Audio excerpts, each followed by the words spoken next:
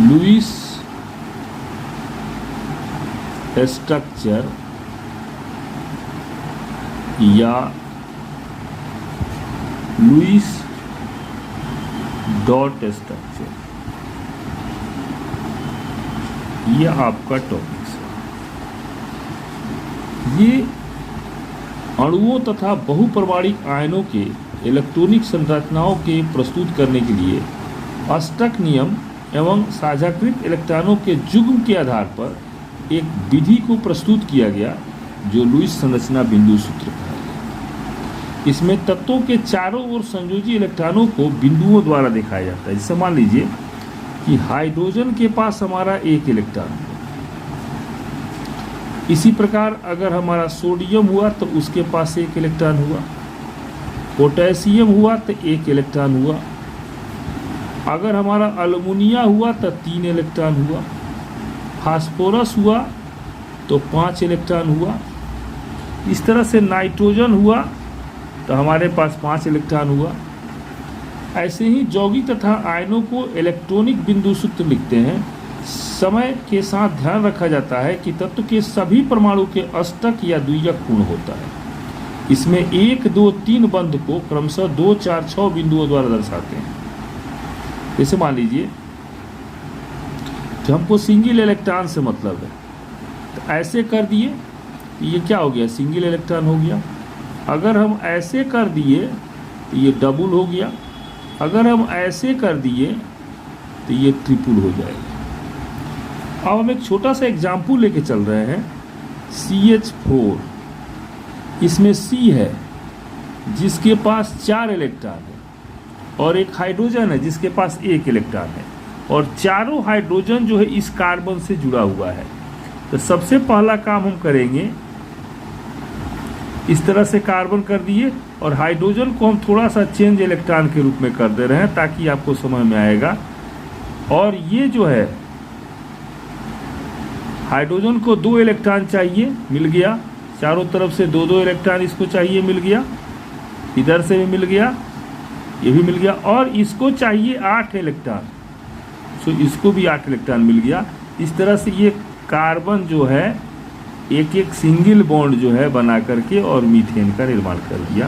तो ये Lewis dot structure हो गया आपका। दूसरा एग्जाम्पल मान लीजिए कि हमने दिया H2S, तो सल्फर के पास 6 इलेक्ट्रॉन हुआ और हाइड्रोजन के पास हम देखते हैं कि 1 इलेक्ट्रॉन है, तो एक एक इलेक्ट्रॉन हाइड्रोजन से अपना ले करके और ये अपना डुएट पूरा किया और ये जो है अपना ऑक्टेट पूरा कर दिया। तो क्या बन गया, H bond S bond H। अब आप आइए, इसे मान लीजिए नॉर्मल बहुत छोटा एग्जाम्पल बता रहा हूँ। इसे मान लीजिए कि HCl है। H के पास तो हम जानते हैं कि 1 इलेक्ट्रॉन होता है, लेकिन Cl के पास जो होता है वो 7 इलेक्ट्रॉन होता है, जो हाइड्रोजन के 1 इलेक्ट्रॉन के साथ अपना ये डुएट पूरा करेगा और इसका ऑक्टेट पूरा होगा।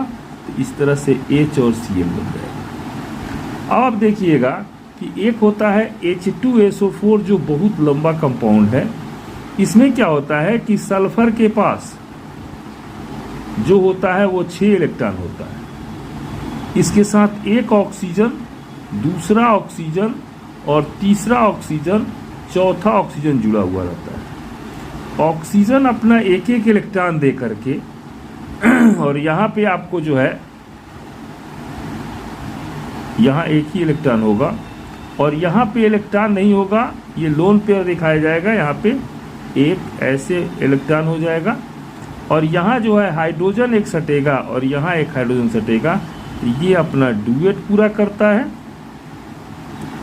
और ये अपना जो है ऑक्टेट पूरा करता है, ये भी अपना ऑक्टेट पूरा करता है और ये भी अपना ऑक्टेट पूरा करता है और ये भी अपना ऑक्टेट पूरा करता है और ये 2, 2, 4, 2, 6, 2, 8 इलेक्ट्रॉन ये भी अपना ऑक्टेट पूरा कर लेता है।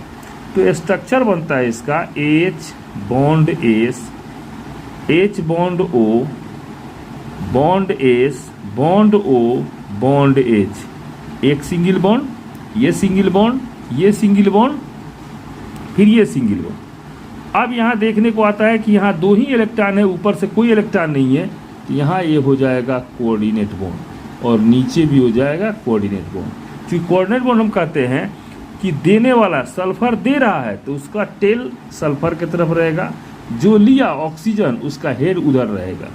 फिर इधर भी देखिएगा कि सल्फर दिया तो इसका टेल इधर है, हेड जो है इधर है, ये बन गया।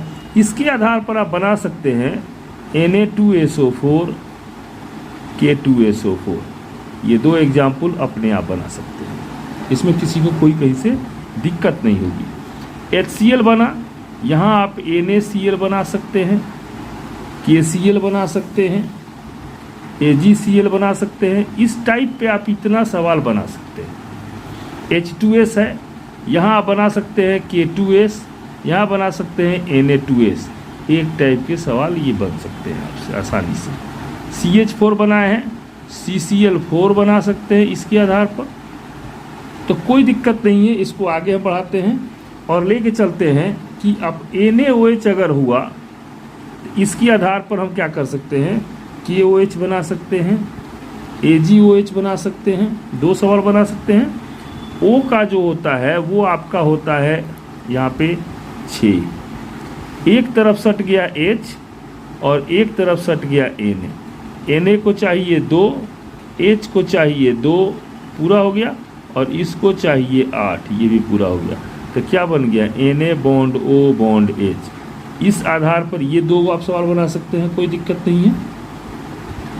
इस तरह से देखिए, एक सवाल हमने बनाया H2O2, जिसके आधार पर आप बना सकते हैं क्या चीज़, Na2O2। तो अगर O है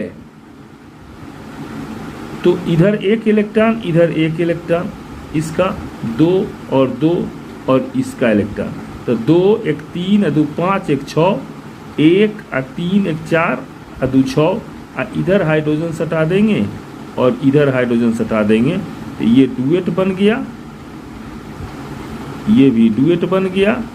इसका ऑक्टेट 2 2 4 2 6 2 8, ये मिला करके ऑक्टेट हो गया, और इसका ये मिला करके इसका ऑक्टेट हो गया। Means H bond O bond O bond H। इसी प्रकार से हम इसको बना सकते हैं। तो हमको जहाँ तक लगता है कि आप अगर समझ गए होंगे कि